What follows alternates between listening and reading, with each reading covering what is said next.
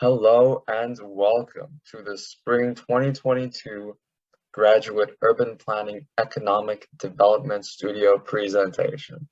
On behalf of the studio, I would like to thank everyone attending our presentation today. The impact of COVID-19 on industries, public transportation, and commuting patterns. We recognize the effect that COVID-19 pandemic has had in American cities, and we analyze the social and economic implications of a disrupted public transportation system. This report focuses on the cities of New York, San Francisco, and Syracuse. Our presentation will begin by briefly discussing the importance of public transportation in regional economies, and introducing our cities and their public transportation networks. We will then give a more thorough breakdown for each city. This will include economic reports, data analyses, and literature reviews. And we will conclude with a set of city-specific policy recommendations. These recommendations are intended for the local transit authorities in our cities and aim to alleviate issues of equity in public transportation while addressing economic solutions to help generate revenue for the transportation infrastructure. At the end, we will discuss policy recommendations that are applicable to all three of our chosen cities, as well as other findings and concluding thoughts. Public transportation services are imperative to a healthy economy, as they provide access to employment, create jobs, and act as a catalyst for economic growth. At the same time, a strong economy is imperative for a sustainable public transportation. For our policy methods, we conducted literature reviews to better understand the social and political atmosphere regarding our cities and their public transportation during the COVID-19 pandemic. 3 separate literature reviews were conducted for each city, since each has a unique context from the others. Sources such as government documents and proposed policies by local authorities provided insight into the measures our cities have taken or intend on taking since the first shutdowns in March of 2020. Analyzing peer-reviewed academic research and news articles were helpful measures in understanding the social implications of a disrupted public transportation system, as well as a useful metric to gauge the success of the policies our cities had implemented.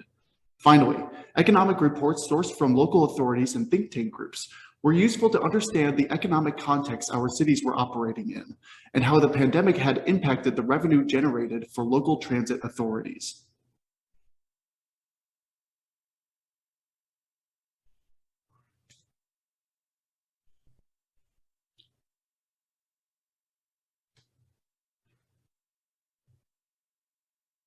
Our research utilized a mixed methods approach. We utilized the American Community Survey 5-year estimates for 2019 and 2020 to collect demographic variables such as median household income, race, and commuting information for each metropolitan region. In addition, we utilized the municipal and metropolitan transportation authorities in each city to collect ridership data for their main types of public transportation. These sources were used to investigate the changes in bus, train, and bike share trends arising from the COVID pandemic. We also collected data from the Texas A&M Transportation Institute's mobility reports, which includes data regarding congestion and commuting data such as travel times for each city. To measure the impact that COVID-19 had on the economy, 3 PICS models were constructed for each city. One model demonstrated the economy before COVID, another one for during COVID-19, and another one that shows the change before and after COVID. These models are a modification of a traditional SWOT analysis, but utilize a growth and decline structure. This structure is imperative as it will help identify how the economic trends of each industry were changed by the pandemic. Each PICS model was constructed by combining the location quotient and GDP coefficient for each region's industries. The location quotient indicates the concentration of jobs in each industry in each area, whereas the GDP refers to the total value of goods and services produced.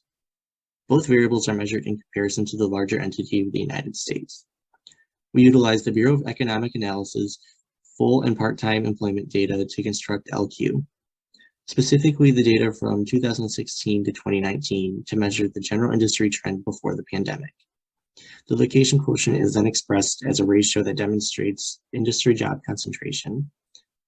A value greater than 1 would indicate a higher concentration of that industry in that region compared to the United States, whereas a value of less than 1 indicates a smaller concentration. To calculate each industry's GDP quotient, we utilize the Bureau of Economic Analysis real GDP data. Specifically, we utilize 2 ranges of years for data collection, between 2009 and 2019 and between 2009 and 2020. Using these 2 ranges helped identify changes arising from the 2020 pandemic. Simple linear regressions were performed for each industry, and their slope coefficients were used as the GDP coefficient. Industries that had a value greater than 0 suggested growth, while under 0 implied decline. These values were then used in conjunction with LQ to construct each PICS model. We then used these models to help calculate the top 5 industries in each city that were impacted by COVID. Several analyses and maps were created to understand the spatial distribution of public transportation access in each metropolitan area with the use of ArcMap. All data and maps were represented and evaluated at the census tract level. The shapefiles for each metropolitan area were collected from TigerWeb, which is from the US Census Bureau. We also utilized each municipality's open data portal to collect shapefiles and other data that were not available from the US Census Bureau. The affordable housing for all 3 cities was obtained using the National Housing Preservation's database of registered affordable housing options in the United States. The reasoning behind the addition of affordable housing locations is to visually represent how public transportation plays a role in the housing decisions people who live in affordable housing make. To get a better understanding of how our research topic affected individuals in our 3 subject cities, we decided to distribute a survey through LinkedIn, Facebook, and Instagram, as well as email over the course of 3 weeks to shape our research better off of the responses of individuals living and working in our 3 subject cities. Most of our respondents came from New York City, with the second most coming from Syracuse and the third most coming from San Francisco.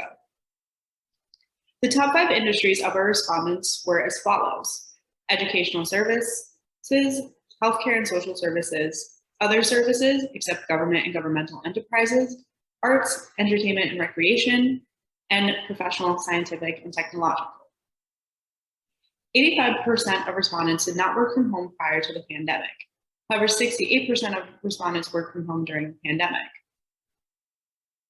51% of our respondents no longer work from home, and 27% of all of our respondents are working in a hybrid situation, which can be defined as working from home while also having days in which they work in their office.